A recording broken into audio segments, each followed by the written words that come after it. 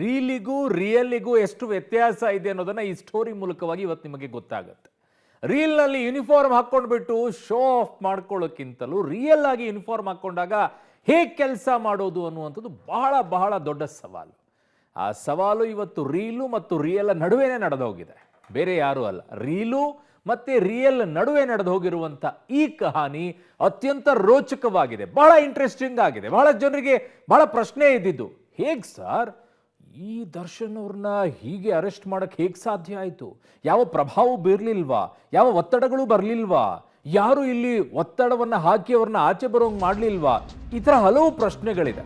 So ಇಲ್ಲಿ real heroes ಕಥೆಯನ್ನು ನಿಮ್ಗೆ ಹೇಳ್ತೀವಿ. ರೀಲ್ ಹೀರೋಗೆ ಕೋಳ ಹಾಕಿದ್ದು ಹೇಗೆ real heroes.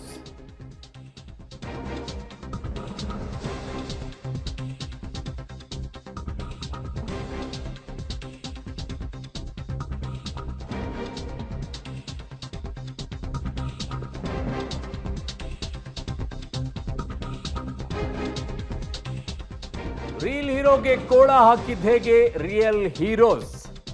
So reel star ಸೊಕ್ಕು ಇಳಿಸಿದ ಹೇಗೆ ರಿಯಲ್ ಸ್ಟಾರ್ಸ್. ರೀಲ್ ಗಜನನ್ನ ಪಳಗಿಸಿದ ಹೇಗೆ ರಿಯಲ್ ಸಲಗ. ರೀಲ್ ಬಾಸ್ನ ಬಂಧಿಸಿದ ಹೇಗೆ ರಿಯಲ್ ಬಾಸ್. ದರ್ಶನ್ ಅರೆಸ್ಟ್ ಹಿಂದಿನ ರಿಯಲ್ ಸ್ಟಾರ್ಸ್ ಯಾರು ಗೊತ್ತಾ? ಆಪರೇಷನ್ 36 ಸೂಪರ್ ಕಾಪ್ಸ್ ಸೂಪರ್ ಸ್ಟೋರಿಯನ್ನ ನಿಮ್ಮ ಮುಂದೆ ಇಡ್ತಾ ಇದ್ದೀವಿ. ರೀಲ್ ಹೀರೋಗೆ ಕೋಳ ಹಾಕಿದಂತಹ ರಿಯಲ್ ಹೀರೋಸ್ನ ಕಹಾನಿಯನ್ನ ನಿಮ್ಮ ಮುಂದೆ ಹೇಳಲೇಬೇಕು. ಒಳ್ಳೆಯ ಕೆಲಸವನ್ನ ಮಾಡಿದಂತಹ ಸಂದರ್ಭದಲ್ಲಿ ಅವರನ್ನ ಹೇಳಬೇಕು.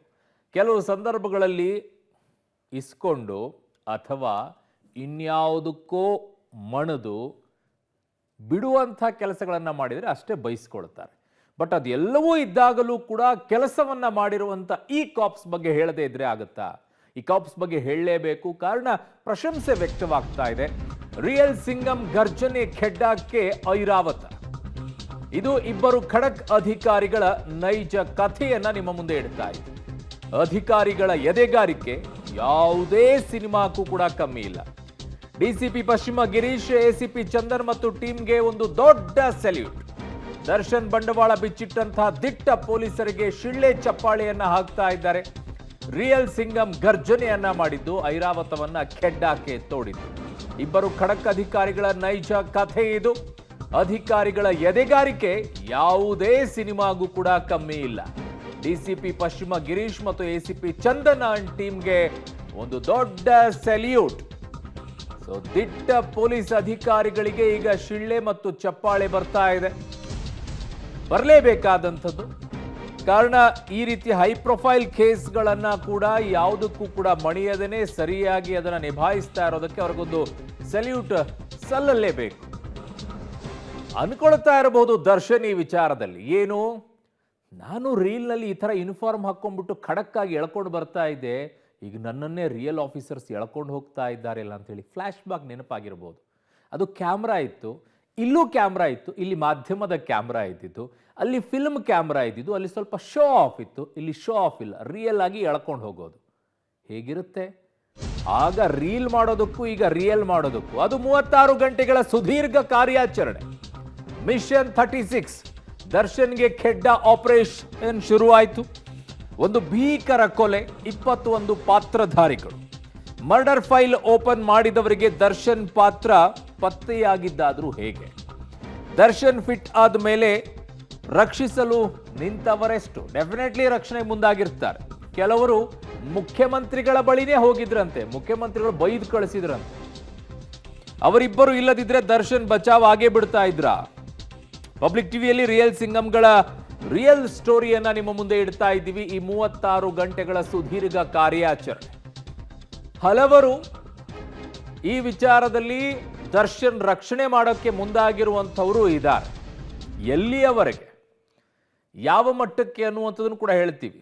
ನಿಮಗೇನು ಆಫೀಸರ್ಸನ್ನು ತೋರಿಸ್ತಾ ಇದ್ದೀವಿ. ಸೊ ಎಸಿಪಿ ಚಂದನ್ ಹಾಗೂ ಡಿಸಿಪಿ ಪಶ್ಚಿಮ ಗಿರೀಶ್ ಅವರು, ಇವರ ಒಂದು ಟೀಮ್ ಏನಿದೆ, ಇವರಿಬ್ಬರಿಂದ ಆಗಲಿ, ಇವರು ಇಡೀ ಒಂದು ಟೀಮ್ಗೆ ಒಂದು ದೊಡ್ಡ ಹ್ಯಾಟ್ಸ್ ಆಫ್ ಅನ್ನು ಹೇಳಬೇಕು, ಒಂದು ದೊಡ್ಡ ಸೆಲ್ಯೂಟ್ ಅನ್ನು ಹೇಳಲೇಬೇಕು. ಕಾರಣ ಇಲ್ಲಿಯವರೆಗೂ ಕೂಡ, ಮುಂದೆ ಗೊತ್ತಿಲ್ಲ, ಇಲ್ಲಿಯವರೆಗೂ ಕೂಡ ಅವರು ಸರಿಯಾಗಿನೇ ನಿಭಾಯಿಸ್ಕೊಂಡು ಹೋಗಿದ್ದಾರೆ, ಸರಿಯಾಗಿನೇ ಕರ್ಕೊಂಡು ಬರುವಂಗಾಗಿದೆ. ಒಂದು ದೊಡ್ಡ ಸೆಲ್ಯೂಟ್ ಅನ್ನ ಈ ಆಫೀಸರ್ಸ್ಗಳಿಗೆ ಇಲ್ಲಿಯವರೆಗೂ ಕೂಡ ಹೇಳಬೇಕು. ಹಾಗಿದ್ದಾಗ ಈ ಸೂಪರ್ ಆಪರೇಷನ್ ಹೇಗೆ ನಡೀತು?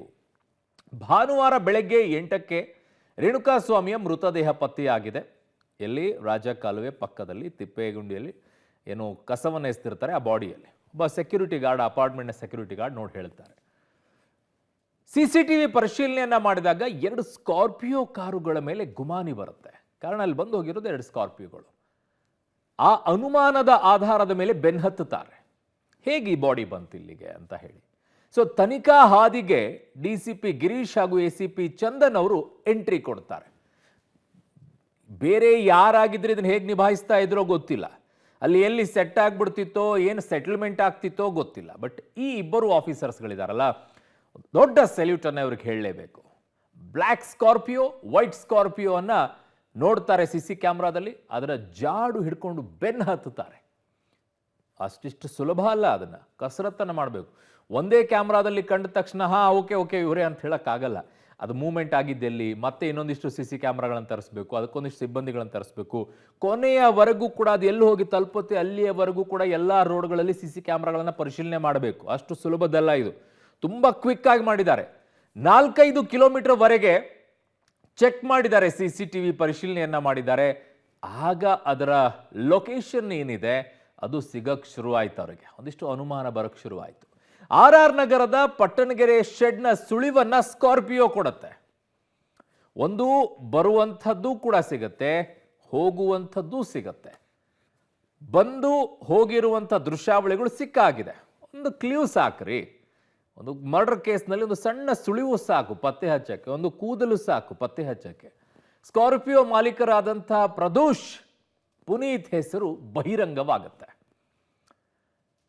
ಒಂದು ಕ್ಲಿಯರ್ ಆಯ್ತಲ್ವಾ ಎಲ್ಲಿಂದ ಬಂತು ಅಂತ ಹೇಳಿ. ಸೊ ಪೊಲೀಸರಿಗೆ ಏನೋ ಅನುಮಾನ ಶುರುವಾಗುತ್ತೆ, ಆದರೆ ಯಾವುದು ಕ್ಲಿಯರ್ ಇರೋದಿಲ್ಲ ಆ ಸಂದರ್ಭದಲ್ಲಿ. ಪೊಲೀಸರಿಗೆ ಅನುಮಾನ ಅಂತೂ ಸ್ಪಷ್ಟವಾಗಿದೆ. 2 ಸ್ಕಾರ್ಪಿಯೋ ಬಂತು, ಅದರ ಜಾಡನ್ನು ಹಿಡ್ಕೊಂಡ್ರು. ಒಂದು ಶೆಡ್ ಹತ್ರ ಸಿಕ್ಕಿರುವಂಥದ್ದು ಗೊತ್ತಾಯ್ತು, ಪಟ್ಟಣಗೆರೆ ಶೆಡ್ಡಲ್ಲಿ. ಅಲ್ಲಿಂದ ಮೂವ್ಮೆಂಟ್ ಇಲ್ಲಿಗಾಯ್ತು. ಸ್ಕಾರ್ಪಿಯೋ ಮಾಲೀಕರ ಕಾಲ್ ಡೀಟೇಲ್ಸ್ ಅನ್ನ ಪತ್ತೆ ಮಾಡ್ಕೊಳ್ತಾರೆ. ಯಾರು ಓನರ್ಸ್ ಅಂತ ಗೊತ್ತಾಗ್ಬಿಡ್ತು, ನಂಬರ್ಸ್ಗಳ ಆಧಾರದ ಮೇಲೆ ಕಂಡು ಹಿಡಿತಾರೆ ಯಾರ್ದು ಓನರು ಯಾರೇನು ಅಂತ ಹೇಳಿ. ಅದಾದ ನಂತರ ಕಾಲ್ ಡೀಟೇಲ್ಸ್ ಅನ್ನ ತೆಗಿತಾರೆ. ಪ್ರದೋಷ್ ಜೊತೆಗೆ ದರ್ಶನ್ ಆಪ್ತ ನಾಗ ಮಾತುಕತೆಯನ್ನ ಮಾಡಿರ್ತಾರೆ. That is the point. ಅಲ್ಲಿಂದನೇ ಸಿಕ್ಕಾಕೊಳ್ಳೋಕೆ ಶುರು ಆಗೋದು, ಅಲ್ಲಿಂದನೇ ಶುರು ಆಗೋದು ದರ್ಶನ್ ಬ್ಯಾಕ್ ಸ್ಟೆಪ್ಸ್ಗಳು. ಪದೇ ಪದೇ ಕಾಲ್ ಮಾಡಿರುವಂತಹ ಮಾಹಿತಿಯನ್ನ ಪೊಲೀಸರು ಕಲೆ ಹಾಕ್ತಾರೆ. ಗುಮಾನಿ ಒಂದು ಹಂತಕ್ಕೆ ಬರಕ್ಕೆ ಶುರು ಆಗುತ್ತೆ. ಹೀಗೆ ಅಸ್ಪಷ್ಟವಾಗಿದ್ದು ಸ್ವಲ್ಪ ಕ್ಲಿಯರ್ ಆಗಕ್ಕೆ ಶುರು ಆಗುತ್ತೆ. ಸೋಮವಾರ ಮಧ್ಯಾಹ್ನ ಪ್ರಕರಣಕ್ಕೆ ಹೊಸ ತಿರುವು ಸಿಕ್ಕಿಬಿಡುತ್ತೆ. ಶನಿವಾರ ಕೊಲೆ ಆಗುತ್ತೆ, ಭಾನುವಾರ ಬೆಳಗ್ಗೆ 8 ಗಂಟೆಗೆ ಬಾಡಿ ಸಿಗುತ್ತೆ, ಭಾನುವಾರ ಇಡೀ ದಿನ CC ಕ್ಯಾಮ್ರಾಗಳನ್ನು ಹುಡುಕಾಟವನ್ನ ಮಾಡ್ತಾರೆ. ಸೋಮವಾರ ಪೊಲೀಸರ ಮುಂದೆ 3 ಬಂದು ಸರೆಂಡರ್ ಆಗ್ತಾರೆ. ಇಲ್ಲೇ ಇದೆ ನೋಡಿ ಮಜಾ. ಪೊಲೀಸರ ಮುಂದೆ ಸರೆಂಡರ್ ಆಗ್ತಾರೆ. ಯಾರು? ಕಾರ್ತಿಕ್ ಆಟ್ ಕಪ್ಪೆ, ಕೇಶವ್ ಹಾಗೂ ನಿಖಿಲ್. ಇವರು ಶರಣಾಗತಿ ಆಗ್ತಾರೆ. ಯಾರು ಹೇಳಿ ಇವರು? ಅದೇ ಡೀಲ್ ಮಾಸ್ಟರ್ಸ್ಗಳು. ದುಡ್ಡಿಗೋಸ್ಕರ ಬಂದ್ಬಿಟ್ಟು ನಾವೇ ಕೊಲೆ ಮಾಡಿದೀವಿ ಅಂತ ಹೇಳಿದ್ರಲ್ಲ ಅವರೇ. ಹಣಕಾಸು ವಿಚಾರಕ್ಕೆ ನಾವೇ ಕೊಲೆ ಮಾಡಿದ್ದು ಅಂತ ತಪ್ಪೊಪ್ಪಿಗೆಯನ್ನ ಮಾಡ್ಕೊಳ್ತಾರೆ. ಎಷ್ಟಕ್ಕೆ? 5 ಲಕ್ಷ ರೂಪಾಯಿಗೆ. 5 ಲಕ್ಷ ರೂಪಾಯಿಗೆ ಒಬ್ಬೊಬ್ಬರಿಗೆ. ಪ್ರತ್ಯೇಕ ವಿಚಾರಣೆ ವೇಳೆ 3ರಿಂದಲೂ ಕೂಡ ಭಿನ್ನವಾದಂಥ ಹೇಳಿಕೆಗಳು ಬರುತ್ತೆ. ಇದಕ್ಕೆ ಪ್ರತ್ಯೇಕವಾಗಿರುವಂಥ ವಿಚಾರಣೆಯನ್ನು ಪೊಲೀಸರು ಯಾಕೆ ಮಾಡ್ತಾರೆ ಅಂತಂದ್ರೆ, ಒಂದೇ ಪ್ರಕರಣವನ್ನ ಒಬ್ಬರೇ 3 ಜನ ಸೇರ್ಕೊಂಡು ಮಾಡಿದಿದ್ರೆ ಅವರು ಒಂದೇ ಥರನೇ ಹೇಳಬೇಕಾಗುತ್ತೆ. ಬೇರೆ ಬೇರೆ ರೀತಿ ಹೇಳ್ತಾ ಇದ್ದಾರೆ ಅಂದ್ರೆ ಸುಳ್ಳು ಹೇಳ್ತಾ ಇದ್ದಾರೆ ಅಂತ ಅನುಮಾನ ಬಂದು 3ರ ಕಾಲ್ ಲಿಸ್ಟ್ ಅನ್ನ ಪೊಲೀಸರು ತೆಗೆಸ್ತಾರೆ. ಒಂದು ಸಣ್ಣ ಅನುಮಾನ ಬಂದ್ರೆ ಸಾಕು, ಪೊಲೀಸರು ಜಾಡ್ ಬಿಡಿಸಾಕ್ಬಿಡ್ತಾರೆ. ಕರೆಕ್ಟಾಗಿ ಕೆಲಸ ಮಾಡಿದ್ರೆ. ಅದಕ್ಕೆ ಹೇಳೋದು, ಆ ಯೂನಿಫಾರ್ಮ್ ಹಾಕೊಂಡಾಗ ಅದಕ್ಕೆ ಯೂನಿಫಾರ್ಮಿಗೆ ತಕ್ಕಂತೆ ಕೆಲಸ ಮಾಡಿದ್ರೆ, ಗತ್ತಿಗೆ ತಕ್ಕಂತೆ ಕೆಲಸ ಮಾಡಿದ್ರೆ ಎಂಥ ಕೇಸ್ ಆದರೂ ಕೂಡ ಸಾಲ್ವ್ ಮಾಡೋ ತಾಕತ್ತು ಪೊಲೀಸರಿಗಿದೆ. ಕಾಲ್ ಲಿಸ್ಟ್ ನಲ್ಲಿ ಪ್ರದೋಷ್ ಹಾಗೂ ದರ್ಶನ್ ಆಪ್ತ ನಾಗನ ಜೊತೆಗೆ ಸಂಭಾಷಣೆ ನಡೆದಿರೋದು ಗೊತ್ತಾಗುತ್ತೆ. ಒಂದು ಸಣ್ಣ ಕಿಂಡಿ ಹುಡುಕಕ್ಕೆ ಶುರುವಾಗುತ್ತೆ, ಅದು ದರ್ಶನ್ ಜೊತೆಗೆ ಲಿಂಕ್. ಪದೇ ಪದೇ ಮಾತನಾಡಿದ್ದು 3 ಆರೋಪಿಗಳು. ಯಾರ ಜೊತೆಗೆ? ದರ್ಶನ್ ಅವರ ಆಪ್ತ ನಾಗನ ಜೊತೆಗೆ. ಪೊಲೀಸರ ಭಾಷೆಯಲ್ಲಿ ವಿಚಾರಣೆಯನ್ನ ಮಾಡಿದಂಥ ಸಂದರ್ಭದಲ್ಲಿ ಬರಲೇಬೇಕಲ್ಲ ಸತ್ಯ ಆಚೆಗೆ. ಪೊಲೀಸರ ವಿಚಾರಣೆ ಸುಮ್ಮನೆ ಇರುತ್ತಾ? ಬೆಂಡಿ ಎತ್ತಿರ್ತಾರೆ, ಬಾಯಿ ಸರಿಯಾಗಿ ಬಿಡಿಸಿರ್ತಾರೆ, ಅವಾಗ ಗೊತ್ತಾಗುತ್ತೆ ಅದ್ಯಾಕೋ ದರ್ಶನ್ ಅವ್ರ ವಿಚಾರದಲ್ಲಿ ಹೆಂಗೆ ಆಗ್ಲಿಲ್ವಾ ಅಂತ, ಉಳಿದವ್ರಿಗೆಲ್ಲ ಆಯ್ತಾ ಅಂತ. ಯಾಕಂದ್ರೆ ನಡೆದಾಡೋದ್ರ ಮೇಲೆ ಗೊತ್ತಾಗ್ತಿತ್ತು. ಓಕೆ, ಇನ್ನು ಮರ್ಡರ್ ವೃತ್ತಾಂತ ಬಯಲಾಗತ್ತೆ. ದರ್ಶನ್ ಹೆಸರು ಕೇಳಿ ಪೊಲೀಸರಿಗೆ ಒಂದು ಶಾಕ್ ಕಾದಿತ್ತು. ಯಾರೂ ಇದನ್ನ ನಿರೀಕ್ಷಣೆ ಮಾಡಿರ್ಲಿಕ್ಕಿಲ್ಲ. ಅವಾಗವಾಗ ಕೇಳಿ ಬರ್ತಾ ಇತ್ತು, ಅವರಿಗೆ ಧಮಕಿ ಹಾಕಿದ್ದು, ಇವರಿಗೆ ಧಮಕಿ ಹಾಕಿದ್ದು. ಈಗಲೂ ಕೂಡ ಹಲವು ಕಾಲ್ಗಳು ಓಡಾಡುತ್ತೆ, ಅವ್ರಿಗೆ ಆ ಧಮಕಿ ಹಾಕಿದ್ದು, ನೀನು ಇರ್ಲಿಕ್ಕೆ ಬಿಡೋದಿಲ್ಲ ನಿನ್ನನ್ನ, ಈ ಥರ ಎಲ್ಲ. ತಕ್ಷಣ ತೀರ್ಮಾನಕ್ಕೆ ಬರದೆ ತನಿಖೆಯನ್ನ ಖಾಕಿ ಟೀಮ್ ಮುಂದುವರಿಸುತ್ತೆ. ತಕ್ಷಣಕ್ಕೆ ತೀರ್ಮಾನಕ್ಕೆ ಬರೋದಿಲ್ಲ, ಟೀಮ್ ಮುಂದುವರಿಯುತ್ತೆ. ಅದಾದ ನಂತರ ಕನ್ಕ್ಲೂಷನ್ಗೆ ಬರಬೇಕು ಅಂದರೆ ಸಾಕ್ಷಿಗಳು ಬೇಕಲ್ಲ. ಹೈ ಪ್ರೊಫೈಲ್ ಕೇಸಲ್ಲಿ ಸುಮ್ಮನೆ ಅರೆಸ್ಟ್ ಮಾಡೋಕ್ಕಾಗೋದಿಲ್ಲಲ್ಲ. ಹಾಗಾಗಿ ನನ್ನ ಕ್ರೈಮ್ ಬ್ಯೂರೋಯಿಂದ ನನ್ನ ಸಹೋದ್ಯೋಗಿ ನರಸಿಂಹಮೂರ್ತಿ ನನ್ನ ಸಂಪರ್ಕಕ್ಕೆ ಸಿಗ್ತಾ ಇದ್ದಾರೆ. ನರಸಿಂಹಮೂರ್ತಿ, ಈ ವಿಚಾರದಲ್ಲಿ ಒಂದಂತೂ ಪೊಲೀಸ್ ಡಿಪಾರ್ಟ್ಮೆಂಟ್ಗೆ ಇಲ್ಲಿಯವರೆಗೂ ಕೂಡ ಒಂದು ದೊಡ್ಡ ಸೆಲ್ಯೂಟ್ ಅನ್ನ ನರಸಿಂಹಮೂರ್ತಿ ಹೇಳಲೇಬೇಕು. ಕಾರಣ ಅನ್ಬಿಲೀವೇಬಲ್, ಈ ರೀತಿಯಲ್ಲಿ ಹೈ ಪ್ರೊಫೈಲ್ ಕೇಸ್ಗಳಲ್ಲಿ ಒತ್ತಡಗಳು ಬರುತ್ತೆ. ನಾವು ಕೇಳ್ತಾ ಇದ್ವಿ, ಮುಖ್ಯಮಂತ್ರಿಗಳನ್ನ ಬಳಿನೇ ಯಾರೋ ಒಬ್ಬರು ಸಚಿವರು ಹೋಗಿದ್ರು, ಅವರ ಮಗನ್ ಕರ್ಕೊಂಡು ಹೋಗಿದ್ರು, ರಕ್ಷಣೆ ಮಾಡುವಂತ ಮಟ್ಟಕ್ಕೆ ಹೋಗಿದ್ರು ಅಂತ ಹೇಳಿ ಬೈದು ಕಳಿಸಿದಂತೆ ಮುಖ್ಯಮಂತ್ರಿಗಳು. ಅಷ್ಟೆಲ್ಲ ಪ್ರೆಷರ್ ಇದ್ದಾಗಲೂ ಕೂಡ ಈ ಕಾಪ್ಸ್ಗಳು ಇಷ್ಟೊಂದು ಗಟ್ಟಿಯಾಗಿ ನಿಲ್ಲೋಕೆ ಏನು ಕಾರಣ ಆಯ್ತು ನರಸಿಂಹಮೂರ್ತಿ? ಅರುಣ್, ದರ್ಶನ್ ನನ್ನ ಟೀಮ್ನ ಅರೆಸ್ಟ್ ಮಾಡೋದಕ್ಕೆ ನಿಜವಾಗ್ಲೂ ಪೊಲೀಸ್ ಇಲಾಖೆ ಒಂದು ಹೆಜ್ಜೆ ಮುಂದೆ ಇದೆ. ಯಾಕಂತ ಹೇಳಿದ್ರೆ ಯಾವುದೇ ಒತ್ತಡಗಳಿಗೆ, ಆಮಿಷಗಳಿಗೆ ಯಾವುದಕ್ಕೂ ಕೂಡ ಅವರು ಬಲಿ ಆಗಿಲ್ಲ ಅಂತಾನೆ ಹೇಳಬಹುದು. ಸಾಕಷ್ಟು ಪ್ರೆಷರ್ ಬಂದಿದೆ, ಒಂದಷ್ಟು ಕಾಲ್ಗಳು ಬಂದಿದೆ ಕಮಿಷನರ್ ಸೇರಿದಂತೆ ಸಾಕಷ್ಟು ಜನಕ್ಕೆ. ಆದರೆ ಇದ್ಯಾವುದಕ್ಕೂ ಕೂಡ ಕಮಿಷನರ್ ಸೊಪ್ಪಾಕಿಲ್ಲ. ನಮ್ಮ ಬಳಿ ದರ್ಶನ್ ಈ ಕೊಲೆಯಲ್ಲಿ ಭಾಗಿಯಾಗಿರೋದಕ್ಕೆ ನಮ್ಮ ಹತ್ರ ಎವಿಡೆನ್ಸ್ ಇದೆ, ಹೀಗಾಗಿ ಯಾವುದೇ ಕಾರಣಕ್ಕೂ ಕೈ ಬಿಡೋದಕ್ಕೆ ಸಾಧ್ಯವೇ ಇಲ್ಲ ಅನ್ನೋ ನಿಟ್ಟಿನಲ್ಲಿ ಖಂಡಿತವಾಗಿ ಫೋನಲ್ಲಿ ರಿಪ್ಲೈಯನ್ನು ಮಾಡಿ ಫೋನನ್ನು ಕಟ್ ಮಾಡಿದ್ದಾರೆ. ಯಾರು ಈ ಒಂದು ತನಿಖೆಯ ಉಸ್ತುವಾರಿಯನ್ನು ಹೊತ್ತಂಥವ್ರು, ಯಾರು ಇಷ್ಟೆಲ್ಲ ರಿಸ್ಕನ್ನು ತೆಗೆದುಕೊಂಡಂಥವ್ರು ಅಂತೇಳಿ ನೋಡಿದಂತಹ ಸಂದರ್ಭದಲ್ಲಿ ಮೊದಲಿಗೆ ಪಶ್ಚಿಮ ವಿಭಾಗದ DCP ಗಿರೀಶ್, ಹಾಗೆ ವಿಜಯನಗರ ಸಬ್ ಡಿವಿಷನ್ನ ACP ಚಂದನ್ ಕುಮಾರ್ ಮತ್ತು ಕಾಮಾಕ್ಷಿಪಾಳ್ಯ ಇನ್ಸ್ಪೆಕ್ಟರ್ ಗಿರೀಶ್ ನಾಯಕ್, ಈ ಮೂವರು ಸಹ ಯಾವುದೇ ಆಸೆಗಳಿಗೆ, ಆಮಿಷಗಳಿಗೆ ಅಥವಾ ಪ್ರಭಾವಿಗಳ ಒತ್ತಡಕ್ಕೆ ಯಾವುದಕ್ಕೂ ಕೂಡ ಮಣಿದಿಲ್ಲ. ಅಷ್ಟರ ಮಟ್ಟಾಗಿ ಏನಿದೆಯೋ ಕಾನೂನು ಅದನ್ನು ಮಾಡಿ ಮುಗಿಸಿದ್ದಾರೆ. ಮೊದಲಿಗೆ ಕಾಮಾಕ್ಷಿಪಾಳ್ಯ ಪೊಲೀಸ್ ಠಾಣಾ ವ್ಯಾಪ್ತಿಯಲ್ಲಿ ಸುಮ್ಮನಹಳ್ಳಿಯ ರಾಜಕಾಲುವೆ ಬಳಿ ಅಪರಿಚಿತ ಶವ ಸಿಕ್ಕಂತಹ ಸಂದರ್ಭದಲ್ಲಿ CCTVಗಳನ್ನ ಹುಡುಕಿ ಹೊರಡ್ತಾರೆ. ಅಲ್ಲಿಗೆ ಬಂದಂತಹ ಆ ಸ್ಕಾರ್ಪಿಯೋ ವಾಹನದ CCTVಯನ್ನು ಹುಡುಕಿ ಹೊರಟಿ ಆ CCTVಗಳನ್ನ ಕಲೆಕ್ಟ್ ಮಾಡ್ತಿದ್ದಂತೆ ಒಂದು ಮೂವರು ಬಂದು, ಈ ಕೇಶವ್ ಮೂರ್ತಿ, ಅದ್ರ ಜೊತೆಗೆ ನಿಖಿಲ್, ಮತ್ತೊಬ್ಬಾತ ಕಾರ್ತಿಕ್, ಇವರು ಅರೆಸ್ಟ್ ಆಗ್ತಾರೆ. ಅಂದ್ರೆ ಬಂದು ಸರೆಂಡರ್ ಆಗ್ತಾರೆ ಕಾಮಾಕ್ಷಿಪಾಳ್ಯ ಪೊಲೀಸ್ ಸ್ಟೇಷನ್ಗೆ. ಸಾಮಾನ್ಯವಾಗಿ ಯಾವುದಾದ್ರೂ ಈ ರೌಡಿಗಳ ಮಧ್ಯೆ ಗ್ಯಾಂಗ್ ವಾರ್ ಏನಿರುತ್ತೆ ಅಂತ ಸಂದರ್ಭದಲ್ಲಿ ಯಾವುದೋ ಒಂದು ಗ್ಯಾಂಗ್ ಬಂದು ಸರೆಂಡರ್ ಆಗೋದು, ಅಥವಾ ಗಂಡ ಹೆಂಡತಿ ನಡುವೆ ನಡೆದಂತಹ ಭಿನ್ನಾಭಿಪ್ರಾಯದಲ್ಲಿ ಜಗಳದಲ್ಲಿ ಕೊಲೆಯಾದಂತಹ ಸಂದರ್ಭದಲ್ಲಿ ಬಂದು ಸರೆಂಡರ್ ಆಗೋದು, ಇದು ಕಾಮನ್ನು. ಆದರೆ ಏಕಾಏಕಿ ಯಾವುದೋ ಒಂದು ಫೈನಾನ್ಸ್ ಮ್ಯಾಟರ್ಗೆ ಕೊಲೆ ಮಾಡ್ದು ಅಂತೇಳಿ ಇವರು ಬಂದು ಸರೆಂಡರ್ ಆದಾಗ ಪೊಲೀಸರಿಗೆ ಸಹಜವಾಗಿ ಅನುಮಾನ ಮೂಡುತ್ತೆ. ಅವ್ರನ್ನ ಹಿಡಿದು ವರ್ಕ್ ಮಾಡಿ ತಮ್ಮದೇ ಭಾಷೆಯಲ್ಲಿ ಕೇಳಿ ತಮ್ಮದೇ ಧಾಟಿಯಲ್ಲಿ ಬಾಯಿ ಬಿಡಿಸಿದಂತಹ ಸಂದರ್ಭದಲ್ಲಿ ಅಸಲಿ ಸತ್ಯವನ್ನ ಹೇಳ್ತಾರೆ. ಅದು ಕಾಮಾಕ್ಷಿಪಾಳ್ಯದ ಸುಮನಹಳ್ಳಿಯಿಂದ ಡೈರೆಕ್ಟ್ ಆಗಿ ಪಟ್ಟಣಗೆರೆಯ ಆ ಒಂದು ಶೆಡ್ಗೆ ಹೋಗುತ್ತೆ. ಅಲ್ಲಿಂದ ಶೆಡ್ನಿಂದ ಹಲವಾರು ಕಡೆ ಆಯಾಮಗಳನ್ನು ಪಡೆದುಕೊಳ್ಳುತ್ತೆ. ಅದು ದರ್ಶನ್ ಮನೆ ತನಕ ಹೋಗುತ್ತೆ. ಅದಾದ ಬಳಿಕ ಪವಿತ್ರ ಗೌಡ ಮನೆಗೂ ಕೂಡ ಹೋಗುತ್ತೆ. ಹೀಗಾಗಿ ಯಾವುದೇ ಒಂದು ಕ್ಲೂ ಅನ್ನು ಕೂಡ ಇತರ ಅಧಿಕಾರಿಗಳಿಗೆ ಇಲಾಖೆಯಲ್ಲಿ ಎಲ್ಲೂ ಕೂಡ ಬಿಟ್ಟುಕೊಡದೆ ಏಕಾಏಕಿ ಅಂದ್ರೆ ಮಾಧ್ಯಮಗಳಿಗೂ ಕೂಡ ಆತನನ್ನ ಅರೆಸ್ಟ್ ಮಾಡಿ ಕರ್ಕೊಂಡು ಬರೋದು ವಿಚಾರವನ್ನ ಗೌಪ್ಯವಾಗಿಟ್ಟು ಮಂಗಳವಾರ ಬೆಳಂಬೆಳಗ್ಗೆ ಮೈಸೂರಿಗೆ ಹೋಗಿ ದರ್ಶನ್ನ ಕರೆ ತಂದು ಅನ್ನಪೂರ್ಣೇಶ್ವರಿ ನಗರದಲ್ಲಿ ಮಾಧ್ಯಮಗಳಿಗೆ ತಿಳಿಯುವ ಹೊತ್ತಿಗೆ, ಇತರೆ ಪೊಲೀಸ್ ಅಧಿಕಾರಿಗಳಿಗೆ ತಿಳಿಯುವ ಹೊತ್ತಿಗೆ ಈ ಕೆಲಸವನ್ನ ಮಾಡಿ ಮುಗಿಸಿದಂತವರು ACP ಚಂದನ್ ಕುಮಾರ್, ಭರತ್, ಹಾಗೆ ಕಾಮಾಕ್ಷಿಪಾಳ್ಯ ಇನ್ಸ್ಪೆಕ್ಟರ್ ಮತ್ತವರ ತಂಡ. ಅಷ್ಟರ ಮಟ್ಟಿಗೆ ಯಶಸ್ವಿಯಾಗಿ ಯಾವುದೇ ಒತ್ತಡ, ಆಮಿಷಗಳಿಗೆ, ಯಾವುದೇ ಕಾಲ್ಗಳಿಗೂ ಕೂಡ ಬಲಿಯಾಗದೆ ಈ ಕೆಲಸವನ್ನ ಮಾಡಿ ಮುಗಿಸಿದ್ದಾರೆ.